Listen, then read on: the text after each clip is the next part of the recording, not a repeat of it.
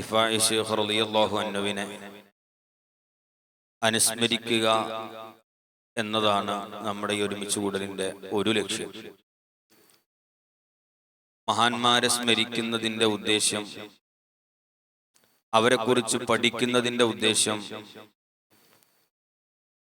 വിശുദ്ധ ഖുർആൻ ഓർമ്മപ്പെടുത്തിയതുപോലെ സിറാത്തുൽ മുസ്തഖീം, നേരായ വഴി, ആ വഴി ഏതാണ് എന്ന് വിശുദ്ധ ഖുർആൻ ഓർമ്മപ്പെടുത്തുന്നത് അംബിയാക്കളുടെയും സുദ്ദീഖീങ്ങളുടെയും ശുഹദാക്കളുടെയും സ്വാലിഹീങ്ങളുടെയും വഴിയാണ് എന്ന് സൂറത്തുൻ നിസായിൽ അതിന്റെ വിശദീകരണം എന്നോണം ഓർമ്മപ്പെടുത്തുന്നുണ്ട്. ആ സ്വാലിഹീങ്ങളുടെ വഴി അറിയുമ്പോഴാണ് നമുക്ക് ആ വഴിയിലൂടെ സഞ്ചരിക്കാൻ കഴിയുന്നത്. റിഫാഇ ശൈഖ് റളിയല്ലാഹു അൻഹുവിനെ അവിടുത്തെ ഉസ്താദ് വാഫിഖി തങ്ങൾ ഓർമ്മപ്പെടുത്തിയത് ഏറ്റവും പ്രധാനമായി മഹാനവറുകൾക്കുള്ള ഒരു സ്ഥാനപ്പേര് അബുൽ ഇൽമൈൻ, രണ്ട് വിജ്ഞാനങ്ങളുടെയും പിതാവ് എന്നാണ് മഹാനവറുകളെ കുറിച്ച് സ്വന്തം ഗുരുവര്യർ സ്ഥാനപ്പേരു നൽകിയത്.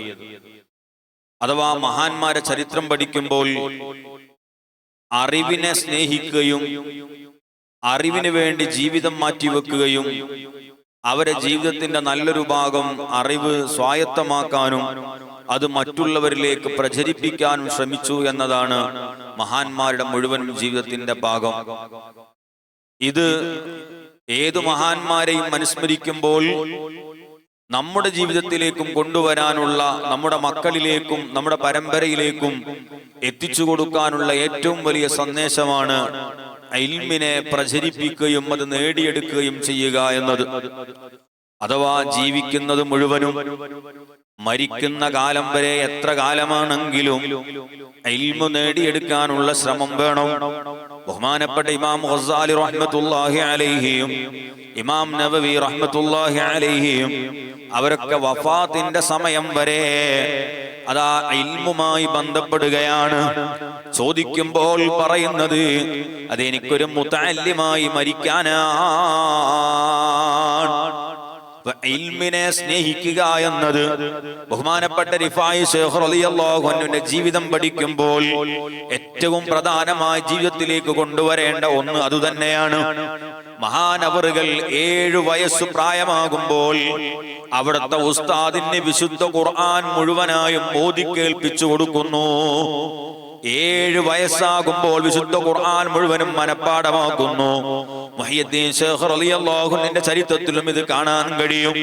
അങ്ങനെ ധാരാളം മഹാന്മാരെ ജീവിതം എടുത്തു നോക്കുമ്പോൾ അവരുടെ മാതാപിതാക്കൾ മക്കളെ ചെറുപ്രായത്തിൽ തന്നെ ഖുർആനിന്റെ ഖാദിമീങ്ങളും ഖുർആനിന്റെ പഠിതാക്കളുമാക്കി എടുക്കുന്നു. പ്രിയപ്പെട്ട മുഅ്മിനീങ്ങളെ, നമ്മുടെ മക്കളെയും നമ്മൾ വളർത്തേണ്ട രൂപം ഇങ്ങനെയാണ്, വിശദീകരിച്ചു കൊണ്ടുപോവുകയല്ല. അഥവാ ഖുർആൻ കേൾക്കാനുള്ള സാഹചര്യം വേണം. നമ്മുടെ മക്കൾ ഏത് ഇംഗ്ലീഷ് മീഡിയങ്ങളിൽ പോകുമ്പോഴും എവിടെ പഠിക്കുമ്പോഴും എന്റെ മകൻ ഒരു 7 വയസ്സ് പ്രായമാകുന്നത് വരെയെങ്കിലും ഇസ്ലാമിക അറ്റ്മോസ്ഫിയറിൽ, ഇസ്ലാമിക കാലാവസ്ഥയിൽ ജീവിക്കുന്ന മക്കളാവാനുള്ള സാഹചര്യങ്ങൾ ഒരുക്കി കൊടുക്കൽ നമ്മുടെ ബാധ്യതയാണ്. അല്ലാഹു നമ്മുടെ മക്കളെയൊക്കെ സ്വാലിഹീങ്ങളിൽ പെടുത്തി അനുഗ്രഹിക്കുമാറാവട്ടെ. 7 വയസ്സ് പ്രായമാകുമ്പോൾ വിശുദ്ധ ഖുർആൻ മുഴുവനായും ഓതി കേൾപ്പിച്ചു കൊടുത്ത റിഫാഇ ശൈഖ് റളിയല്ലാഹു അൻഹു ആ പ്രായമാകുമ്പോഴേക്ക് അവിടുത്തെ പിതാവ് ഈ ലോകത്തോട് വിട പറയുന്നുണ്ട്. അലി ഹസൻ തങ്ങൾ അവിടുന്ന് ലോകത്തോട് വിട പറഞ്ഞപ്പോൾ അവിടുത്തെ അമ്മാവനായ അവിടുത്തെ അമ്മാവനായ അതെ ബഹുമാനപ്പെട്ട മൻസൂറുൽ ബത്തായിഖ് റളിയല്ലാഹു അൻഹു അവിടുന്നാണ് ഭൗതികവും ആത്മീയവുമായ അവിടുത്തെ ഏറ്റെടുക്കുന്നത്. ഭൗതികമായും ആത്മീയമായും പരിചരണം ഏറ്റെടുക്കുന്നത് ബഹുമാനപ്പെട്ട മൻസൂറുൽ ബത്തായിഖ് റളിയല്ലാഹു അൻഹുവാണ്. മഹാനവറുകളെ, തന്റെ സഹോദരി പുത്രന് ആ നാട്ടിൽ കിട്ടാവുന്ന ഏതെല്ലാം ഇൽമിന്റെ വഴികളുണ്ടോ, ഏതെല്ലാം ആലിമീങ്ങളുണ്ടോ അവരെ മുഴുവനും സമീപത്തേക്ക് ബഹുമാനപ്പെട്ട മൻസൂർ റളിയല്ലാഹു അൻഹു എത്തിച്ചു കൊടുക്കുന്നു. മഹാനവറുകൾ തന്നെ വലിയ സൂഫിയാണ്, ഔലിയാക്കളിൽ പ്രമുഖനാണ്. അതോടൊപ്പം തന്നെ ആലിമാണ്. തന്നിൽ നിന്ന് കൊടുക്കാവുന്ന ഇൽമു മുഴുവനും എത്തിച്ചു കൊടുത്ത് ആ നാട്ടിലുള്ള ഏതെല്ലാം പ്രഗത്ഭരായ പണ്ഡിതന്മാർ അവരെ മുഴുവനും സമീപത്തേക്ക് ഓരോ ഫന്നുകളിൽ പ്രാവീണ്യമുള്ള വിശുദ്ധ ഖുർആനിൽ വിശുദ്ധ ഖുർആനിന്റെ പാരായണത്തിലും അതുപോലെ തന്നെ ഹദീസിലും ഫിഖഹിലും ഇങ്ങനെ എല്ലാ മേഖലയിലും ഏതെല്ലാം മേഖലയിലാണോ പ്രാവീണ്യമുള്ളത് അവരടുക്കലേക്ക് തന്റെ സഹോദരി പുത്രനെ പറഞ്ഞേക്കുന്നു. അങ്ങനെ 18 വയസ്സ് പൂർത്തിയാകുമ്പോൾ ബഹുമാനപ്പെട്ട റിഫായി ശൈഖ് റളിയല്ലാഹു അൻഹുവിന് എല്ലാ ഇൽമുകളും ലഭിച്ചു എന്ന് നമ്മൾ പറയുന്നതല്ല. അവിടുത്തെ ഉസ്താദുമാർ മഹാനായ റിഫായി ശൈഖ് റളിയല്ലാഹു അൻഹുവിനെ സ്വന്തം ഗുരുനാഥനായി ഗുരുനാഥന്മാർ മുഴുവനും തന്റെ പ്രിയപ്പെട്ട ശിഷ്യനായ റിഫായി ശൈഖ് റളിയല്ലാഹു അൻഹുവിനെ ഗുരുവായി തെരഞ്ഞെടുക്കുന്നു. തന്റെ ശിഷ്യനായ റിഫായി തങ്ങളെ ഗുരുനാഥന്മാർ ശിഷ്യനായി തെരഞ്ഞെടുത്തുകൊണ്ട് അവരതാ മഹാനവറുകളെ ഗുരുവായി സ്വീകരിക്കുന്നു, ശിഷ്യത്വം സ്വീകരിക്കുന്നു. അങ്ങനെ ആ പ്രായത്തിൽ നൽകിയ പേരാണ് അബുൽ ഇൽമൈൻ. ഇവിടെ രണ്ടു കൂട്ടരെയും ചർച്ച ചെയ്യാൻ കടക്കുന്നില്ല. അഥവാ സ്വന്തം ശിഷ്യന്റെ മുമ്പിൽ ഒരു മടിയും കൂടാതെ ഇൽമു പഠിക്കാനുള്ള ഏറ്റവും വലിയ ഉസ്താദുമാരുടെ തീരുമാനം അവരെ മനസ്സിന്റെ താഴ്മയുടെ അടയാളമാണ്. വിശദീകരിച്ചു കൊണ്ടുപോകുന്നില്ല. അങ്ങനെ 18ാമത്തെ വയസ്സ് പ്രായമാകുമ്പോൾ ഉസ്താദുമാരുടെ ഗുരുവാണ് ബഹുമാനപ്പെട്ട അത് അഹ്മദുൽ കബീർ റിഫായി ഖദ്ദസല്ലാഹു സിർറഹുൽ അസീസ്. അങ്ങനെ 28 വയസ്സ് പ്രായമാകുമ്പോൾ മഹാനായ റിഫായി ശൈഖ് റളിയല്ലാഹു അൻഹുവിന്റെ ആത്മീയമായ ഗുരുവര്യനായ മൻസൂറുൽ ബത്തായിഖ് റളിയല്ലാഹു അൻഹു തന്റെ മുഴുവൻ ആത്മീയമായ മേഖലയുടെയും ഖലീഫയായി തന്റെ പിൻഗാമിയായി ബഹുമാനപ്പെട്ട മൻസൂർ റളിയല്ലാഹു അൻഹു സഹോദരി പുത്രനായ അഹ്മദുൽ കബീർ തങ്ങളെ ഏൽപ്പിക്കുകയാണ്. തന്റെ ഖലീഫയായി തന്റെ പിൻഗാമിയായി ബഹുമാനപ്പെട്ട അഹ്മദുൽ കബീർ റിഫായി റളിയല്ലാഹു അൻഹുവിനെ ഏൽപ്പിക്കുന്നു. ഈ സമയത്ത് തന്റെ ഭാര്യക്ക് ചെറിയ ഒരു അസന്തുഷ്ടി വരികയാണ്. എന്തേ കാരണം? ഇതേ പ്രായത്തിലുള്ള ഒരു മകൻ നമ്മുടെ വീട്ടിലുണ്ട്. അവരുടെ പേരും അഹ്മദ് എന്നാണ്. വലിയ ആലിമാണ്, വലിയ സൂഫിയാണ്, വലിയ എല്ലാ മേഖലയിലും ആത്മീയമായി പ്രാവീണ്യമുള്ള ആളാണ്. പക്ഷേ സ്വന്തം പുത്രന് സ്ഥാനമാനങ്ങളൊന്നും നൽകാതെ സഹോദരി പുത്രനായ അഹ്മദുൽ കബീറിന് ഇത്തരം സ്ഥാനമാനങ്ങളൊക്കെ നൽകിയപ്പോൾ സ്വാഭാവികമായും അതാ ഭാര്യ അഥവാ ഈ കുട്ടിയുടെ ഉമ്മ സങ്കടം പറയുന്നു. അല്ലയോ പ്രിയപ്പെട്ട ഭർത്താവേ, നമ്മുടെ മകൻ എത്ര വലിയ ആലിമാണ്, നമ്മുടെ മകൻ എത്ര വലിയ സൂഫിയാണ്, എത്രത്തോളം ഇൽമുള്ളവനാണ്. പക്ഷേ നിങ്ങൾ ഒരു സ്ഥാനവും മാനവും നമ്മുടെ മകനു നൽകുന്നതിന് പകരം നിങ്ങൾ എന്തിനാണ് നമ്മുടെ സഹോദരി പുത്രന് നൽകിയിട്ടുള്ളത്? മഹാനവറുകൾ ഒന്നും മിണ്ടിയില്ല. മൻസൂർ റളിയല്ലാഹു അൻഹു ആ ചോദ്യത്തിന് മറുപടി ഒന്നും പറഞ്ഞില്ല. അങ്ങനെ ദിവസങ്ങൾ കഴിഞ്ഞു. രണ്ടുപേരെയും ഒരു ദിവസം ഉസ്താദ് അവറുകൾ അടുത്തേക്ക് വിളിക്കുന്നു. എന്നിട്ട് രണ്ടുപേരെ കയ്യിലും ഓരോ കത്തി കൊടുക്കുകയാണ്. എന്നിട്ട് അവരോട് പറഞ്ഞു, മക്കളെ, നമ്മുടെ നാട്ടിൽ സുലഭമായി ലഭിക്കുന്ന ഒരു പുല്ലാണ് നജീൽ എന്ന് പറയുന്നത്. ആ നജീൽ എന്ന പുല്ല് നിങ്ങൾ ഓരോരുത്തരും സമാഹരിച്ചു കൊണ്ടുവരണോ. തന്റെ പ്രിയപ്പെട്ട ശിഷ്യന്മാരായ സ്വന്തം മകനായ അഹ്മദിനോടും തന്റെ സഹോദരി പുത്രനായ അഹ്മദുൽ കബീർ റിഫായി റളിയല്ലാഹു അൻഹുമാ രണ്ടുപേരോടും ബഹുമാനപ്പെട്ട മൻസൂർ റളിയല്ലാഹു അൻഹു ഓർമ്മപ്പെടുത്തുന്നു. ഈ സമയത്ത് ഭാര്യയുടെ മനസ്സിൽ വല്ലാത്തൊരു സന്തോഷമുണ്ട്. കാരണം എന്തായാലും എന്റെ മകൻ ഇതിൽ വിജയിക്കും, ആരോഗ്യമുള്ള അനുസരണയുള്ള എന്റെ മകൻ ഇതിൽ വിജയിക്കുമെന്ന് എനിക്ക് ഉറപ്പാണ്. അങ്ങനെ രണ്ടുപേരും ചെന്നു. അല്പസമയം കഴിഞ്ഞപ്പോൾ സ്വന്തം മകനായ അഹ്മദ് എന്നവർ ഒരു വലിയ കെട്ടുപുല്ലുമായി ഇങ്ങനെ കടന്നു വരുന്നു. ഒരു വലിയ കെട്ടുപുല്ലുമായിട്ടാണ് കടന്നു വരുന്നത്. പക്ഷേ അഹ്മദുൽ കബീർ തങ്ങളെ കാണുന്നില്ല. ഭാര്യയുടെ മനസ്സിൽ, ഉമ്മയുടെ മനസ്സിൽ വല്ലാത്ത സന്തോഷം, തന്റെ മകന്റെ അനുസരണയിലുള്ള സന്തോഷം. അങ്ങനെ കുറെ സമയം കഴിഞ്ഞു. അഹ്മദുൽ കബീർ റിഫായി റളിയല്ലാഹു അൻഹു കൈവീശി കൊണ്ടുപോയ കത്തിയുമായി ഒരൊറ്റ പുല്ലുപോലും അടർത്തിയെടുക്കാതെ മഹാനവറുകൾ ഇങ്ങനെ തിരിച്ചു വരുന്നു. ഉമ്മയുടെ മനസ്സിൽ ഒന്നുകൂടെ സന്തോഷം വന്നു. സഹോദരി പുത്രനോടുള്ള വിരോധമല്ല, മറിച്ച് തന്റെ മകന് ആത്മീയമായി കിട്ടുന്ന ഔന്നിത്യത്തിലുള്ള സന്തോഷമാണ്, തന്റെ വാദം വിജയിച്ചതിലുള്ള സന്തോഷമാണ്. ബഹുമാനപ്പെട്ട മൻസൂർ റളിയല്ലാഹു അൻഹുവിനോട് പറഞ്ഞു, കണ്ടില്ലേ നമ്മുടെ മകൻ എത്ര അനുസരണയുള്ളവനാണ്, ഈ സമയം കൊണ്ട് എത്ര പുല്ലുകളാണ് അവൻ അടർത്തിക്കൊണ്ടുവന്നത്. എന്നാൽ നിങ്ങൾ പറയുന്ന, നിങ്ങൾ സ്ഥാനമാനങ്ങളൊക്കെ കൈമാറിയ അഹ്മദുൽ കബീർ കൈ വീശിയിട്ടാ വരുന്നത് റളിയല്ലാഹു അൻഹു. ചോദിച്ചു, അല്ല മോനെ, എന്തേ ഒരൊറ്റ പുല്ല് പോലും അടർത്തിയില്ലല്ലോ, എന്തേ ഒരൊറ്റ പുല്ല് പോലും നീ കൊണ്ടുവന്നില്ലല്ലോ? അഹ്മദുൽ കബീർ റിഫാഇ റളിയല്ലാഹു അൻഹു പറഞ്ഞു, ഓ പ്രിയപ്പെട്ട ഉസ്താദേ, ഞാൻ അങ്ങയുടെ വാക്കുകേട്ട് ആ പുല്ല് പറിക്കാൻ വേണ്ടി കത്തിയുമായ നിന്റെ മുരട്ടിലേക്ക് ചെന്നപ്പോൾ ഒരു ശബ്ദം കേൾക്കുന്നു, സുബ്ഹാനല്ലാഹ്. ഞാൻ ആ ശബ്ദം കേട്ടപ്പോ ചുറ്റും നോക്കി, ആരാണ് ഈ ദിക്ർ ചൊല്ലുന്നത്? ചൊല്ലുന്നത് ആരും കാണുന്നില്ല, അവ ചൊല്ലുന്നത് ഈ സസ്യം തന്നെയാണ്. വിശുദ്ധ ഖുർആൻ ഓർമ്മപ്പെടുത്തിയതുപോലെ ലോകത്തുള്ള എല്ലാ ജീവജാലങ്ങളും അല്ലാഹുവിനെ സ്തുതിച്ചുകൊണ്ടിരിക്കുന്നുണ്ട്, എല്ലാ സസ്യങ്ങളും അല്ലാഹുവിനെ തസ്ബീഹ് ചൊല്ലുന്നുണ്ട്, എല്ലാ ജീവികളും അല്ലാഹുവിനെ വാഴ്ത്തിക്കൊണ്ടിരിക്കുന്നുണ്ട്. അങ്ങനെ അല്ലാഹുവിനെ സ്തുതിച്ചുകൊണ്ടിരിക്കുന്ന, റബ്ബിനെ തസ്ബീഹ് ചൊല്ലുന്ന ഈ പുല്ല് ഞാൻ എങ്ങനെ പറിച്ചെടുക്കാനാണ്? ഞാൻ ആ പുല്ല് അവിടെ ഉപേക്ഷിച്ചു, അടുത്ത പുല്ലിന്റെ അടുക്കലേക്ക് ചെന്നു. അപ്പോഴതാ വീണ്ടും കേൾക്കുന്നു അൽഹംദുലില്ലാഹ്. പിന്നെയും ഞാൻ അടുത്ത ചെടിയുടെ അടുക്കൽ ചെന്നു, അപ്പൊ കേൾക്കുന്നു അല്ലാഹു അക്ബർ.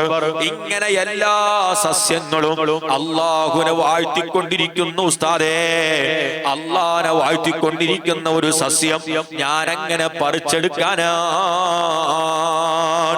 ബഹുമാനപ്പെട്ട അഹ്മദുൽ കബീർ റിഫാഇ റളിയല്ലാഹു അൻഹു, പ്രിയപ്പെട്ട മുഅ്മിനീങ്ങളെ, നമുക്കിത് കേൾക്കാനുള്ള തൗഫീഖ് ഇല്ലെന്നേ ഉള്ളൂ. എന്നാൽ മഹാനവറുകൾക്ക് അല്ലാഹു ആ കഴിവ് കൊടുത്തിട്ടുണ്ട്. ഇത് തന്റെ ഭാര്യയെ ബോധ്യപ്പെടുത്തുക എന്നതാണ് ഈ പരീക്ഷണത്തിന്റെ ലക്ഷ്യം. ഇതോടെ എന്റെ ഭർത്താവ് ചെയ്തത്, അതേ അഹ്മദുൽ കബീർ ഒരു സാധാരണ കുട്ടിയല്ല, നമ്മുടെ മകൻ അഹ്മദിനേക്കാൾ എത്രയോ മുകളിലാണ്. ഇത് അനുഭവത്തിലൂടെ പ്രിയപ്പെട്ട ഭാര്യക്ക് അറിയിച്ചു കൊടുക്കലായിരുന്നു ലക്ഷ്യം. ഓ പ്രിയപ്പെട്ട മുഅ്മിനീങ്ങളെ, ഇങ്ങനെ ചെറിയ പ്രായത്തിൽ ധാരാളം കറാമത്തുകൾ, കൂടുതലായി ഞാൻ നീട്ടിക്കൊണ്ടുപോകുന്നില്ല. ഇത്രയും സ്ഥാനം ലഭിക്കാനുള്ള കാരണം എന്താണ്? മഹാന്മാർ 9ഓളം പ്രധാനപ്പെട്ട റീസണുകൾ എണ്ണുന്നുണ്ട്.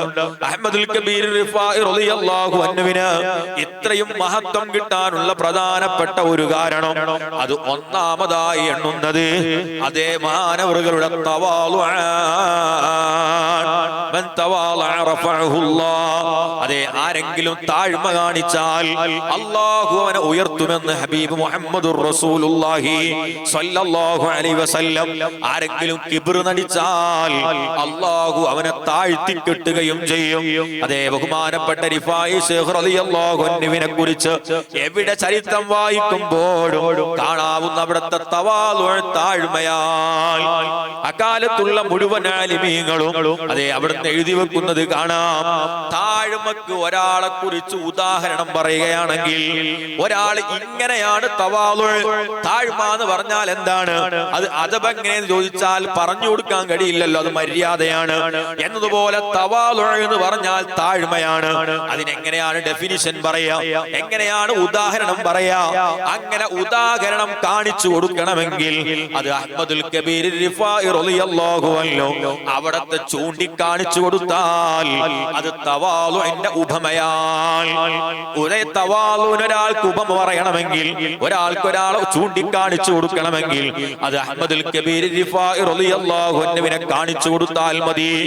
അതാണ് മഹാനവറുകളെ കുറിച്ച് ഉദാഹരണം പറയുന്നത്. പ്രിയപ്പെട്ട മുഅ്മിനീങ്ങളെ, ഇത് നമ്മുടെ ജീവിതത്തിലും ഉണ്ടാക്കാൻ കഴിയണം. നമ്മുടെ മക്കൾക്ക് നമ്മളെ കുറിച്ച് പറയാൻ കഴിയണം. ഒരു വാപ്പ എങ്ങനെയാണ് ആവേണ്ടത്? എന്റെ എന്റെ ഉപ്പാനെ പോലെ നിനക്ക് പറയാൻ കഴിയണം, എന്റെ മക്കൾക്ക് എന്നെ പോലെ എന്ന് പറയാൻ കഴിയണം. ഒരു ഉമ്മാക്ക് എന്നെ കുറിച്ച്, എന്റെ ഉമ്മാനെ കുറിച്ച് എന്റെ ഉമ്മയെ പോലെയാകണം ഒരു ഉമ്മ എന്ന് പറയാൻ കഴിയണം. അതേ, നമുക്ക് മറ്റുള്ളവരെ മുമ്പിൽ ഒരു സംഘടനാ പ്രവർത്തകൻ എങ്ങനെയാകണം എന്ന് ചോദിച്ചാൽ അദ്ദേഹത്തെ ചൂണ്ടിക്കാണിച്ചാൽ അങ്ങനെയാകണം ഒരു സംഘടനാ പ്രവർത്തകൻ, അങ്ങനെയാകണം ഒരു സുന്നി, അങ്ങനെയാകണം ഒരു നാടുകാർക്ക് വേണ്ടി പ്രവർത്തിക്കുന്നവൻ, അല്ലെങ്കിൽ ഉസ്താദ്, ഒരു മുതഅല്ലിമ്, ഇങ്ങനെയാകണമെന്ന് നമ്മളെ കുറിച്ച് ചൂണ്ടിക്കാണിച്ചു കൊടുക്കാൻ കഴിയണം. ഇനി അതിനും കഴിയില്ലെങ്കിൽ നമ്മളെ ജീവിതത്തിൽ നിന്ന് എന്റെ വാപ്പ ഒരൊറ്റ തഹജ്ജുദ് കളയാറില്ല, എന്റെ വാപ്പ ഒരൊറ്റ ളുഹ കളയാറില്ല, എന്റെ ഉപ്പ ഒരൊറ്റ ദിവസവും തലമറക്കാതെ പുറത്തിറങ്ങാറില്ല, എന്റെ ഉപ്പ മടക്കി കുത്താറില്ല, എന്റെ ഉപ്പ താടി വടിക്കാറില്ല, എന്റെ ഉപ്പ ഒരാളോട് ഉച്ചത്തിൽ സംസാരിക്കാറില്ല, എന്റെ ഉപ്പ ഒരാളെ കുറിച്ചും ഈബത്ത് പറയാറില്ല, എന്റെ ഉമ്മ ഒരാളെ കുറിച്ചും കുറ്റം പറയാറില്ല, എന്റെ ഉമ്മ മുഖം തുറന്നിട്ട് പുറത്തിറങ്ങാറില്ല, എന്റെ ഉമ്മ തലേ മുടി തുറന്നിട്ട് പുറത്തിറങ്ങാറില്ല, എന്റെ ഉമ്മ അന്യ പുരുഷന്മാരോട് സംസാരിക്കാറില്ല. ഇങ്ങനെ നമ്മളെ കുറിച്ച് ആളുകൾക്ക് നന്മ പറയാൻ, അഭിമാനം പറയാൻ എന്തുണ്ട് എന്ന് നമ്മൾ ആലോചിക്കണം. അതേ, റിഫായി ശൈഖ് റളിയല്ലാഹു അൻഹു കഥ കേൾക്കാൻ നല്ല രസമാണ്. എന്നാൽ നമ്മുടെ ജീവിതത്തിൽ ആ മഹാന്മാരിൽ നിന്ന് എന്തെങ്കിലുമൊക്കെ നമ്മുടെ ജീവിതത്തിൽ ഉണ്ടോ എന്ന് പരീക്ഷിക്കാനും നമ്മൾ സ്വന്തത്തെ കുറിച്ച് വിചിന്തനം നടത്താനും നമുക്ക് കഴിയണം. അല്ലാഹു തൗഫീഖ് നൽകുമാറാവട്ടെ. ബഹുമാനപ്പെട്ട അശ്അരി ഇമാം റളിയല്ലാഹു അൻഹു അതേ റിഫായി ശൈഖ് റളിയല്ലാഹു അൻഹുവിനെ കുറിച്ച് പറയുന്നിടത്ത് കാണാം, എല്ലാവർക്കും അറിയാവുന്ന കഥ തന്നെയാണ്. തന്റെ നാട്ടിൽ കുഷ്ഠരോഗം ബാധിച്ച് കിടക്കുന്ന ഒരു നായ, ആ നായയെ മാനവറുകൾ പരിചരിക്കുന്ന രൂപമുണ്ട്. എങ്ങനെയാണ് രൂപം? എന്റെ വീട്ടിൽ ഞാൻ നായനെ വളർത്തുന്നു, അല്ലെങ്കിൽ എന്റെ വീട്ടിൽ ഞാൻ നായനെ നിങ്ങൾക്ക് എന്താന്ന് ചോദിക്കുന്നതിന് പകരം, എന്റെ മോളെ കല്യാണത്തിന് ഞാൻ പടക്കം പൊട്ടിച്ചാ നിങ്ങൾക്ക് എന്താന്ന് ചോദിക്കുന്നതിന് പകരം, നമ്മളെ പെരുന്നാളിന് എന്നെ പണം കൊടുത്തിട്ടല്ലേ ഞാൻ പടക്കം വാങ്ങിയത് എന്ന് ചോദിക്കുന്നതിന് പകരം മാനവറുകൾ അതേ പഠിപ്പിക്കുന്നുണ്ട്. ആ നായയെ തന്റെ വീട്ടിൽ പരിചരിക്കുമ്പോൾ ഒരിക്കലും മറ്റുള്ളവർക്ക് പ്രയാസമുണ്ടാവാൻ പാടില്ല, മറ്റൊരാളെ മനസ്സ് വേദനിക്കാൻ പാടില്ല, മറ്റൊരാൾക്ക് അതുകൊണ്ട് മാനസികമായ അസ്വസ്ഥത ഉണ്ടാവാൻ പാടില്ല. അതുകൊണ്ട് തന്നെ ആൾ താമസമില്ലാത്ത, ആരുമില്ലാത്തൊരു ഭാഗത്ത് കൊണ്ടുപോയി ടെന്റ് കെട്ടി അതിന്റെ ഉള്ളിൽ 40 ദിവസത്തോളം ആ നായയെ പരിചരിക്കുന്നു. അതിന് ചുടുവെള്ളം ചൂടാക്കി, ചുടുവെള്ളം ഉണ്ടാക്കിയിട്ട് അതിന്റെ മുറിവുകൾ കഴുകി അതേ കെട്ടിയിട്ട് വൃത്തിയായി പരിചരിച്ച് അതിനെ ശുശ്രൂഷിച്ച് ഭേദമാക്കി പുറത്തേക്ക് വിടുന്നു. അവിടുത്തെ ചില ആളുകൾ ചോദിച്ചു പോൽ, അല്ലയോ ദിഫായി തങ്ങളെ, നിങ്ങൾ ഇത്രയും വലിയ മനുഷ്യനല്ലേ, എന്തിനാ നിങ്ങൾ നായയെ പരിചരിക്കാൻ വേണ്ടി ഇത്രമാത്രം പ്രയാസപ്പെടുന്ന റിസ്ക് എടുക്കുന്നത്? മഹാൻ പറഞ്ഞ ഒരു മറുപടി അതാണ് നമ്മുടെ മനസ്സിലേക്ക് കൊത്തിവെക്കേണ്ട മറുപടി. ഓ പ്രിയപ്പെട്ടവരെ, നാളെ ഞാനും നിങ്ങളുമൊക്കെ ഒരുമിച്ച് കൂടുന്ന മഅ്ശറ, ആ മഅ്ശറയിൽ ഈ നായയും അള്ളാന്റെ മുമ്പിൽ വരുമല്ലോ, ഈ നായയും അള്ളാന്റെ മുമ്പിൽ വരുമല്ലോ. ആ സമയത്ത് അള്ളാഹുവിനോടെങ്ങാനും പരാതി പറഞ്ഞാൽ, പടച്ചവനെ, ഞാൻ എല്ലാവരുടെ സമീപത്തേക്കും ചെന്ന കൂട്ടത്തിൽ അഹ്മദുൽ കബീറിന്റെ അടുക്കലും ഞാൻ പോയിരുന്നു, പക്ഷേ എന്നെ പരിഗണിച്ചില്ല അല്ലാ. എന്നെങ്ങാനും എന്നെ കുറിച്ച് പരാതി പറഞ്ഞാൽ, എന്നെങ്ങാനും എന്നെ കുറിച്ച് സങ്കടം പറഞ്ഞാൽ എനിക്ക് അള്ളാന്റെ മുമ്പിൽ രക്ഷപ്പെടാൻ കഴിയുമോ? അത് പേടിച്ചിട്ടാണ് ഞാൻ ഈ നായയെ പരിചരിച്ചതെന്ന് ബഹുമാനപ്പെട്ട അഹ്മദുൽ കബീർ റിഫാഇ റളിയല്ലാഹു അൻഹു. പ്രിയപ്പെട്ട മുഅ്മിനീങ്ങളെ, കഥ കേൾക്കുമ്പോൾ എന്തെങ്കിലുമൊക്കെ നമ്മളെ ജീവിതത്തിലേക്കും കൊണ്ടുവരണം.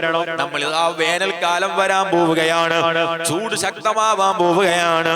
നമ്മളെ വീടിന്റെ പരിസരങ്ങളിൽ, നമ്മളെ വീടിന്റെ ചുറ്റുഭാഗങ്ങളിൽ പറന്നു വരുന്ന പറവകൾക്ക് നമ്മളെ വീടൊരു ആശ്രയമായി മാറണം. നമ്മളെ വീട്ടിലേക്ക് വരുന്ന ജീവികൾക്ക് നമ്മൾ വെള്ളം കൊടുക്കണം.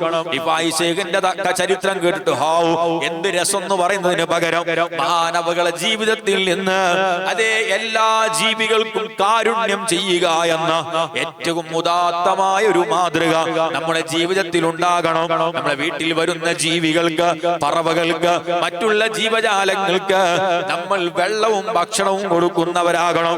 എന്നാൽ വെള്ളം ഇങ്ങനെ കെട്ടിവെച്ച് അതിൽ കൊതുകുകൾ മുട്ടയിട്ട് കൊതുക് വരുങ്ങാൻ സാധ്യതയും ഉണ്ടാകരുത്. അത് നന്നായി വൃത്തിയാക്കി അതേ പ്രകൃതിക്ക് വിരുദ്ധമാവാത്ത രൂപത്തിൽ അതിനെ സംരക്ഷിക്കുകയും വെള്ളം നൽകുകയും ചെയ്യുക എന്നത് ബഹുമാനപ്പെട്ട റിഫായി ശൈഖ് റളിയല്ലാഹു അൻഹുവിന്റെ ചരിത്രം പഠിക്കുന്ന ഹബീബായ മുത്തുനബി സ്വല്ലല്ലാഹു അലൈഹി വസല്ലം എല്ലാവർക്കും റഹ്മത്ത് ചെയ്യണമെന്ന് പഠിപ്പിച്ച നേതാവിന്റെ അനുയായികളായ നമ്മൾ ജീവിതത്തിൽ കൊണ്ടുവരേണ്ടതാണ്. റിഫായി ശൈഖ് റളിയല്ലാഹു അൻഹു മാനവ സാന്ത്വന പ്രവർത്തനം എങ്ങനെയാണ്? ഒരു ഓഫീസ് ഉണ്ടാക്കി അതിലേക്ക് ഇങ്ങനെ കോള് വന്നാൽ വീൽ ചെയർ എത്തിച്ചു കൊടുക്കലല്ല, അല്ലെങ്കിൽ അപ്പോൾ ബെഡ് എത്തിച്ചു കൊടുക്കലല്ല, അതേ രോഗിയാണെന്ന് അറിഞ്ഞാൽ പോയി സന്ദർശിക്കലല്ല. എന്തേ അവിടെ ഒന്നും നിങ്ങളെ കണ്ടില്ലല്ലോ എന്ന് ചോദിച്ചാൽ അത് നമ്മളോട് ആരെങ്കിലും പറയണ്ടേ? അങ്ങനെ അസുഖം ഉണ്ടെങ്കിൽ നമ്മൾ അറിയിക്കണ്ടേ എന്നല്ല. റിഫായി ശൈഖ് റളിയല്ലാഹു അൻഹു നേരം വെളുത്താൽ വീടാന്തരം ഇങ്ങനെ ഇറങ്ങുകയാണ്. ഓരോ വീടുകൾ സന്ദർശിക്കുന്നു. ആരെയാണ് അന്വേഷിക്കുന്നത്? കുഷ്ഠരോഗം ബാധിച്ച ആളുകൾ ഉണ്ടെങ്കിൽ ആ രോഗത്തിന്റെ പ്രത്യേകത അത് ആളുകൾ അറക്കുന്ന രോഗമാണ്, ആളുകൾ വെറുക്കുന്ന രോഗമാണ്, അതേ സമൂഹത്തിൽ നിന്ന് മാറ്റി നിർത്തപ്പെടാൻ സാധ്യതയുള്ള രോഗമാണ്. അങ്ങനെയുള്ള രോഗികളെ ബഹുമാനപ്പെട്ട റിഫായി ശൈഖ് റളിയല്ലാഹു അൻഹു വീടാന്തരം കയറി സന്ദർശിച്ച് അതേ അന്വേഷിച്ച് കണ്ടുപിടിക്കുന്നു. എന്നിട്ട് കണ്ടുപിടിച്ചാ പിന്നെ എന്താ ചെയ്യുന്നത്? അവർക്കുള്ള ഭക്ഷണ കിറ്റ് ജനാലിൽ കൊണ്ടുവെക്കുകയല്ല, അല്ലെങ്കിൽ ചേറ്റടിയിൽ വെച്ച് ഫോം വിളിച്ച് പറയല്ല കിറ്റ് അവിടെ വെച്ചിട്ടുണ്ട് എന്നല്ല പറയുന്നത്. മാനവറുകൾ ആ വീട്ടിൽ കയറി ആ മനുഷ്യനെ നന്നായി കുളിപ്പിക്കുന്നു. എന്നിട്ട് അവർക്ക് വേണ്ട ഭക്ഷണം പാകം ചെയ്യുന്നു. എന്നിട്ട് അവരെ ഭക്ഷണം കഴിപ്പിക്കുന്നു. എങ്ങനെ? PP കിറ്റിട്ട് കൊണ്ടല്ല. അതോടൊപ്പം മഹാന്മാർ എഴുതി വെക്കുകയാണ്, അവരോടൊപ്പം ഭക്ഷണം കഴിക്കുന്നു. അഥവാ ഒരു രോഗിക്ക് കിട്ടേണ്ട പ്രധാനപ്പെട്ട പരിചരണം അതാണ്. ഒരു രോഗിക്ക് എന്റെ സമൂഹം എന്നോടൊപ്പമുണ്ട്, എന്റെ കൂട്ടുകാർ എന്നോടൊപ്പമുണ്ട്, എന്റെ ഭാര്യ എന്നോടൊപ്പമുണ്ട്, രോഗിയായ ഭാര്യക്ക് ഭർത്താവ് എന്റെ കൂടെയുണ്ട്, എന്റെ മക്കൾ ഇപ്പോഴും എന്റെ സപ്പോർട്ടിനുണ്ട്, എന്റെ നാട്ടുകാർ എന്റെ കുടുംബക്കാർ എന്റെ കൂടെയുണ്ട്. ഈ കിട്ടുന്ന ഒരു വല്ലാത്ത പ്രൊട്ടക്ഷൻ, ഈ വല്ലാത്തൊരു മനോധൈര്യം, ഇത് പ്രധാനപ്പെട്ട രോഗം മാറാനും ജീവിതത്തിന് ലക്ഷ്യമുണ്ടാവാനും നിദാനമാണ്. ഇത് അനുഭവിക്കണമെങ്കിൽ എപ്പോഴെങ്കിലും നമ്മളൊന്ന് തനിച്ച് കിടക്കണം. അല്ലാഹു കാത്തുരക്ഷിക്കട്ടെ. അങ്ങനെ ഒരു രോഗം വന്ന് ഏതെങ്കിലും പ്രയാസങ്ങളിൽപ്പെട്ട് ആരുടെയും പരിചരണം ലഭിക്കാതെ കിടക്കേണ്ടി വന്നാൽ, ഒറ്റയ്ക്കൊരു കുറച്ചു ദിവസം കഴിയേണ്ടി വന്നാൽ, അപ്പോഴാണ് ഏകാന്തതയുടെ ദുഃഖം നമ്മൾ മനസ്സിലാക്കുന്നത്. റിഫായി ശൈഖ് റളിയല്ലാഹു അൻഹു അവരെ കുളിപ്പിച്ച് അവർക്ക് വസ്ത്രം മാറിക്കൊടുത്ത് അവരെ ധരിച്ച വസ്ത്രങ്ങൾ അലക്കി വൃത്തിയാക്കി അങ്ങനെ വേണ്ട പരിചരണങ്ങളെല്ലാം നൽകി അവരെ ഭക്ഷണം കഴിപ്പിച്ച് അവരോടൊപ്പം ഭക്ഷണം കഴിക്കുന്നു.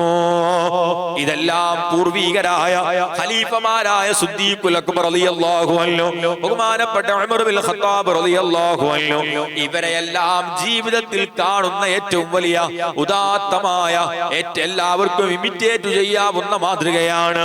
അല്ലാഹു അവരെ ബറക്കത്ത് കൊണ്ട് നമ്മളെ നന്നാക്കി തരുമാറാവട്ടെ. റിഫായി ശൈഖ് റളിയല്ലാഹു അൻഹു മാനവ രോഗികളെ തേടി ഇറങ്ങുന്നു. എന്നിട്ട് അവർക്ക് വേണ്ട പരിചരണം ചെയ്തു കൊടുക്കുന്നു. കഴിഞ്ഞില്ല, അവിടുത്തെ ശിഷ്യന്മാര് പറയുന്നുണ്ട്, തലയിൽ പേൻ കടിച്ചാൽ മാനവറുകൾ അനങ്ങാതെ നിൽക്കുമ്പോൾ ഒന്ന് ചൊറിഞ്ഞാൽ മാന്തിയാൽ മാറുന്ന രോഗം. പക്ഷേ മാനവറുകൾ അനങ്ങാതെ നിൽക്കുകയാണ്. എന്തേ ഉസ്താദേ പേൻ കടിച്ചാൽ അനങ്ങാത്തത്? അവിടുന്ന് പറയുമത്രേ, ഒരു പേൻ ഇത്തിരിയല്ലേ ചോര കുടിക്കൂ. ഈ പേനെങ്ങാനും അള്ളാന്റെ മുമ്പിൽ വന്ന് പരാതി പറഞ്ഞാലോ, ഞാൻ ഇത്തിരിയല്ലേ റബ്ബേ ചോര കുടിക്കുള്ളൂ, അതുപോലും അഹ്മദുൽ കബീർ എനിക്ക് തന്നില്ല, അതിനുപോലും എന്നെ അനുവദിച്ചില്ല എന്ന് അതെ എന്നെ കുറിച്ച് യജമാനനായ അള്ളാന്റെ മുമ്പിൽ പരാതി പറഞ്ഞാൽ ഞാനെന്തു മറുപടി പറയാനാ? ബഹുമാനപ്പെട്ട റിഫായി ശൈഖ് റളിയല്ലാഹു അൻഹു ശരീരത്തിൽ വന്ന് കൊതുകിരുന്നാൽ മാനവറുകൾ ഇങ്ങനെ അനങ്ങാതെ നിൽക്കുകയാണ്. എന്തിനാ അനങ്ങാതെ നിൽക്കുന്നത്? ഒന്ന് അനക്കിയാൽ കൊതുകെങ്ങാനും പറന്നുപോയാലോ, ആ കൊതുക് ചോര കുടിക്കുന്നതിന് തടസ്സമായാലോ? അതുകൊണ്ട് ചെറിയ ഇത്തിരിയല്ലേ ആ കൊതുക് ചോര കുടിക്കൂ. ആ കൊതുകെങ്ങാനും അല്ലാഹുവിന്റെ മുമ്പിൽ പരാതി പറഞ്ഞാൽ, പടച്ചോനെ ഒരു ഇത്തിരി ചോരയല്ലേ ഞാൻ കുടിക്കൂ, അതുപോലും അഹ്മദുൽ കബീർ ഇതെനിക്ക് തന്നില്ല എന്ന് പറഞ്ഞാൽ എനിക്ക് എന്റെ റബ്ബിന്റെ മുമ്പിൽ രക്ഷപ്പെടാൻ കഴിയുമോ? നമുക്കിതൊക്കെ കേട്ടാൽ ചിലപ്പോൾ ചിരി വരും, അല്ലെങ്കിൽ നമുക്ക് ഇതൊക്കെ എന്താണ്, ഇങ്ങനെയൊക്കെ ആയതുകൊണ്ടാണ് അവരിങ്ങനെ ആയത്. നൂറ്റാണ്ടുകൾക്ക് ശേഷവും നമ്മൾ അവരനുസ്മരിക്കുന്നത്, ഇപ്പോഴും അവരെ പേര് കേൾക്കുമ്പോ തർളിയത്ത് ചൊല്ലുന്നത്, അവരെ കേൾക്കുമ്പോൾ നമ്മൾ അവരുടെ മഹത്വം പറയുന്നത്. മഹാന്മാരുടെ ചരിത്രം വായിച്ചാൽ കാണാം, വസ്ത്രം മലക്കിയിട്ട് പണ്ഡിതന്മാർ രേഖപ്പെടുത്തുന്നുണ്ട് സൂഫിയാക്കളുടെ ജീവിതം. വസ്ത്രം മലക്കിയിട്ട് പുല്ലിൽ വസ്ത്രം ഉണങ്ങാൻ വേണ്ടി ഇങ്ങനെ ചിക്കിയപ്പോ മനസ്സ് പറയുന്നു, അല്ലാ, ഈ സമയത്തെങ്ങാനും ഒരു മൃഗം പുല്ല് തിന്നാൻ വേണ്ടി വന്നാൽ എന്റെ വസ്ത്രം അതിന് തടസ്സമാകുമല്ലോ. അതുകൊണ്ട് ആ വസ്ത്രം അവിടെ നിന്നെടുത്ത് നല്ല വെയിലുള്ള ഒരു സ്ഥലത്ത് ഇങ്ങനെ കുനിഞ്ഞു നിൽക്കുന്നു. എന്നിട്ട് തന്റെ മുതുകിലൂടെ ആ വസ്ത്രം ധരിക്കുന്നു. ആ വസ്ത്രം ഉണങ്ങുന്നത് വരെ ആ വെയിലത്തു തന്നെ നിൽക്കുന്നു. അതുകൊണ്ടാണ് അവരിങ്ങനെ എത്തിയത്. അതുകൊണ്ടാണ് അവരെ കുറിച്ച് ലോകം മുഴുവനും വാഴ്ത്തി പറയുന്നത്. റിഫായി ശൈഖ് റളിയല്ലാഹു അൻഹു അതേ തന്റെ വസ്ത്രം ഉണക്കാനിട്ട് അത് എടുക്കാൻ വേണ്ടി ചെന്നപ്പോൾ ഒരു പൂച്ച അതിന്റെ കയ്യിൽ സുന്ദരമായി കിടന്നുറങ്ങുകയാണ്. സുന്ദരമായി കിടന്നുറങ്ങുന്ന പൂച്ചയെ കണ്ടപ്പോൾ എന്നാ പിന്നെ ജമാഅത്തിന് പോണ്ടാന്ന് ആലോചിച്ചില്ല. എന്നാ ഷർട്ട് വലിച്ചാൽ പൂച്ചയുടെ ഉറക്കം നഷ്ടപ്പെടുകയും ചെയ്യും. ഇത് രണ്ടും തമ്മിൽ ഇതിൽ ജമാഅത്ത് നടത്തുകയും വേണം. പൂച്ചയുടെ ഉറക്കം നഷ്ടപ്പെടാനും പാടില്ല. തന്റെ കുപ്പായത്തിന്റെ കൈ പതുക്കെ വെട്ടിയെടുത്ത് ആ മുറിയൻ കൈ ഷർട്ടുമായി പള്ളിയിൽ പോകുന്നു. നിസ്കാരമൊക്കെ കഴിഞ്ഞ് തിരിച്ചു വന്നപ്പോൾ പൂച്ച എഴുന്നേറ്റ് പോയിട്ടുണ്ട്. ആ കൈ തിരിച്ചെടുത്ത് തന്റെ ഷർട്ടിൽ തന്നെ തുന്നി ചേർക്കുന്നു. അഥവാ തന്നെ കൊണ്ട് ഒരാൾക്കും ഒരു പ്രയാസവും വന്നുകൂടാ. ഇതാണ് റിഫായി ശൈഖ് റളിയല്ലാഹു അൻഹുവിന്റെ ജീവിതം. ഇങ്ങനെ എത്രയാണ് പറയാനുള്ളത്. അതേ ബഹുമാനപ്പെട്ട റിഫായി ശൈഖ് റളിയല്ലാഹു അൻഹു ഒരിക്കൽ ഒരു ഗ്രൗണ്ടിന്റെ സമീപത്തൂടെ നടക്കുകയാണ്. ആ ഗ്രൗണ്ടിന്റെ സമീപത്തൂടെ നടന്നപ്പോൾ മാനവറുകളെ കണ്ടപ്പോ കുട്ടികൾ എല്ലാവരും നാനാഭാഗത്തേക്ക് ചിതറിയോടുന്നു. ആരാണ് ആ വരുന്നത്? റിഫായി ശൈഖ് തങ്ങളല്ലേ വരുന്നത്. കുട്ടികൾ നാനാഭാഗത്തേക്കും ബഹുമാനാർത്ഥം ചിതറിയോടി. മാനവറുകൾ അവിടെ നിന്നൊരൊറ്റ കരച്ചിലാണ്, റബ്ബേ, ഈ കുട്ടികൾ എന്നെ കണ്ട് പേടിച്ചതിന്റെ പേരിൽ നാളെ എന്റെ റബ്ബെന്നെ ചോദ്യം ചെയ്യുമോ? ഗ്രൗണ്ടിന്റെ ചുറ്റുഭാഗത്ത് ഇങ്ങനെ കരഞ്ഞുകൊണ്ട് കറങ്ങി നടന്ന് ഒളിച്ചു നിൽക്കുന്ന ഓരോ കുട്ടികളെയും പിടിച്ച്, മക്കളെ ഗ്രൗണ്ടിലേക്ക് തന്നെ ചെല്ല്, നിങ്ങൾ കളി തുടരൂ, നിങ്ങൾ എന്നെ കണ്ടാൽ ഓടരുത്, നിങ്ങൾ എന്നെ കണ്ടാൽ പേടിക്കരുത്, നിങ്ങൾ അവസാനം അള്ളാന്റെ മുമ്പിലെത്തുമ്പോ ഓ അഹ്മദുൽ കബീർ, നീ ആ കുട്ടികളെ പേടിപ്പിച്ചുവല്ലേ, എന്നെങ്ങാനും എന്റെ റബ്ബ് എന്നോട് ചോദിച്ചാൽ ഞാനെന്തു മറുപടി പറയാനാ? പ്രിയപ്പെട്ട മുഅ്മിനീങ്ങളെ, വിശദീകരിച്ചാൽ സമയം പോകും. ഇതുപോലെ മറ്റൊരു ദിവസം മാനവറുകൾ ഒരു മൈതാനത്തിന്റെ അടുത്തൂടെ നടന്നു പോകുന്നു. അപ്പൊ രണ്ട് കുട്ടികൾ തമ്മിൽ അങ്ങോട്ടും ഇങ്ങോട്ടും അടിപിടി കൂടുകയാണ്. പരസ്പരം എന്തോ പ്രശ്നം നടക്കുകയാണ്. ഉസ്താദ് അവറുകൾ രണ്ടുപേരെയും അടുത്തേക്ക് വിളിച്ചു. അവരെ പ്രശ്നങ്ങൾ അങ്ങോട്ടും ഇങ്ങോട്ടും പറഞ്ഞു മസ്ലഹത്താക്കി. ആ പ്രശ്നം പരിഹരിച്ച് അവരെ തിരിച്ചുവിടുന്നു. തിരിച്ച് അവരിങ്ങനെ പോകുന്ന സമയത്ത് അതിൽ ഒരു കുട്ടിയെ മാനവറുകൾക്ക് പരിചയമില്ല. അവിടുന്ന് ചോദിച്ചു, മോനെ, നിന്റെ ഉപ്പയാരാ? ഈ ആരാ മോനെ, എനിക്ക് നിന്നെ മനസ്സിലായില്ലല്ലോ എന്ന് ചോദിച്ചപ്പോൾ ആ കുട്ടി തിരിഞ്ഞു നിന്നുകൊണ്ട് ബഹുമാനപ്പെട്ട റിഫായി ശൈഖ് തങ്ങളോട് ഒരൊറ്റ ചോദ്യം, അല്ല ഉസ്താദേ, എന്റെ വാപ്പാൻ അറിഞ്ഞിട്ട് നിങ്ങൾക്ക് എന്താ കാര്യം? എന്തിനാണ് ആവശ്യമില്ലാത്ത കാര്യങ്ങൾ അന്വേഷിക്കുന്നത്? എന്റെ ഉപ്പാൻ അറിഞ്ഞിട്ട് നിങ്ങൾക്ക് വല്ല കാര്യമുണ്ടോ? നമ്മളാണെങ്കിൽ എന്താ പറയുക, ചെക്കന്റെ തൊള്ളേരെ നാവ് കണ്ടില്ലേ എന്ന് പറയും. എന്നാൽ റിഫായി ശൈഖ് റളിയല്ലാഹു അൻഹു ഇതങ്ങ് കേട്ടപ്പോ ഒരൊറ്റ കരച്ചിലാ. ഈ പൊന്നുമോൻ എന്നെ അദബ് പഠിപ്പിച്ചല്ലോ റബ്ബേ, എന്തിനാ ഞാൻ അവന്റെ വാപ്പയെ അന്വേഷിച്ചത്? ഞാൻ എന്തിനാണ് ആവശ്യമില്ലാത്ത കാര്യങ്ങളിൽ ഇടപെടുന്നത്? ഞാൻ എന്തിനാണ് ആവശ്യമില്ലാത്ത കാര്യം അന്വേഷിക്കുന്നത്? അല്ലാ, ഈ പൊന്നുമോന് നീ ഖൈർ കൊടുക്കണേ അല്ലാ എന്ന് മാനവറുകൾ മരണം വരെ ദുആ ചെയ്യാറുണ്ടായിരുന്നുവോ? പ്രിയപ്പെട്ട മുഅ്മിനീങ്ങളെ, വിശദീകരിച്ചു കൊണ്ടുപോവുകയല്ല.